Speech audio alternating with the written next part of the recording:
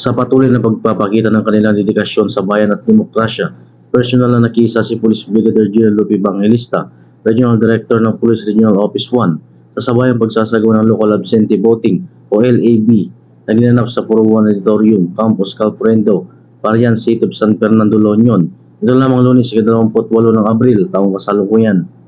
Kasama niya sa mahalagang aktibidad ang buong command group, CRS, Aristap at mga sisipag na tauhan ng Pro 1 na bumuto sa pamamagitan ng absentee balloting, isang hakbang na nagpapakita ng kanilang matibay na suporta sa demokratikong proseso kahit sila ay nasa aktibong serbisyo.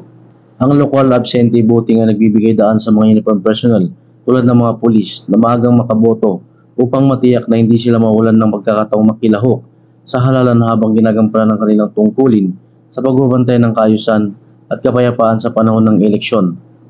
Ang local absentee voting ay nagbibigay daan sa mga uniform personnel tulad ng mga pulis na maagang makaboto upang matiyak na hindi sila mawalan ng pagkakataong makilahok sa halalan habang ginagampanan ng kanilang tungkulin sa pagbabantay ng kaayusan at kapayapaan sa panahon ng eleksyon.